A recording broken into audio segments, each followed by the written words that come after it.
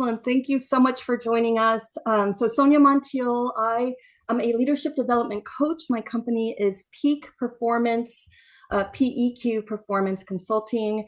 I spend a lot of time looking at how people actually show up under stress. So we're going to talk about stress management when it comes to leadership development in this space.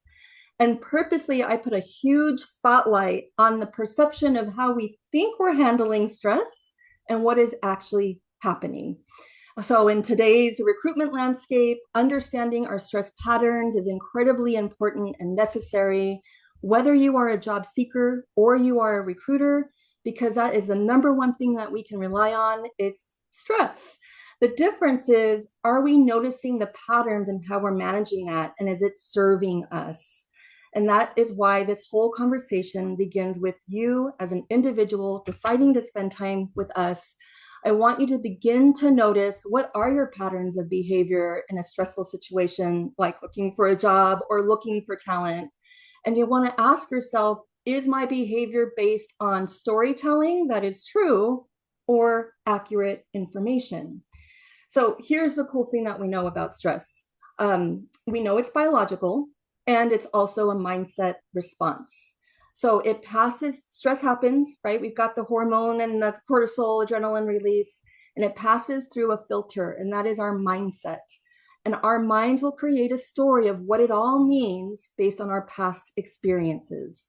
So our empathy to you coming into our space is many of us, I'm part of PIRA. I serve on the board for PIRA and the National HR Association for Ventura County. And there's a lot of history with the process of recruitment. I'm not, Joe, you've mentioned it, I'm not getting responses. This is my 100th application that I'm submitting. And so our mind is creating some stories behind what this feeling means when we submit our next application. That story is going to impact how we think, what we believe, and ultimately how we behave, whether it is true or if it's a lie, because our stress narratives can create these really tricky lies.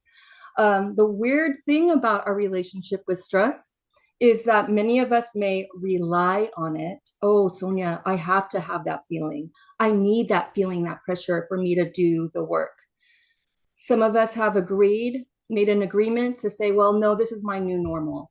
It's okay. I'm living on low grade stress. I have to do it. It's just how I am. I have to be a workaholic. I need to be a perfectionist. It almost becomes an identifier.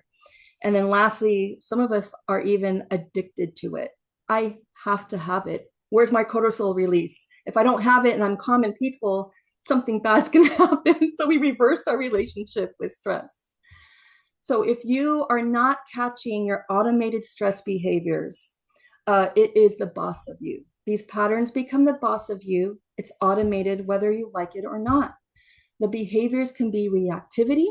It can be withdrawal, over control, overthinking, people pleasing, perfectionism, blame, avoidance, a combination of all of these behaviors because we're not catching it. So if you're a job seeker, an example might be you can't sleep at night before an interview. You're constantly thinking what might go wrong. And so it keeps you up at night. You're in hypervigilance. Maybe you're spending hours and hours and hours on your resume to make sure it's perfect. Maybe during an interview, you suddenly feel ick because you think, oh my God, I'm not interesting now. Oh, I don't belong here. I'm not good at enough. Those are saboteurs. Those are stress responses.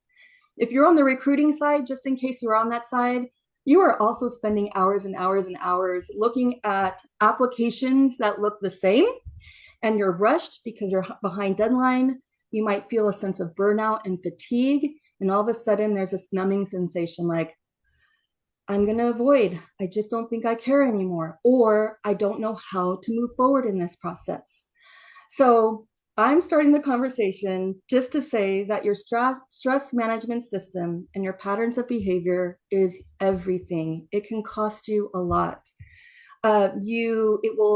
Your stress right now will determine and influence how you're going to listen and learn from the other speakers after me. It's going to influence what you do immediately after this webinar. It will definitely influence your follow-up, and we all hope follow through after this session. The cost is you don't catch it, you don't learn it, You are not showing up as your best self throughout the entire recruitment process. Your behaviors are contagious. So this is not a solo experience. Oh my gosh, this is just me. You are actually activating saboteurs from others. This could impact trust, confidence, psychological safety, ultimately performance, not just with you, people in the room. So I want to leave with this thought that your awareness of your stress patterns is a choice. You get to choose whether you want to keep some of these patterns or not. We're not going to eliminate stress. That is here to stay. You can decide, how can I have stress more as a friend than a foe? Recognize those patterns. And what I'm going to do after I shift this over is I'm going to drop in a flyer. It's my gift to you for a 30-minute exploration of understanding what is my pattern. I never knew what this pattern could be. And so you and I can just schedule some time to explore together and begin the exploration.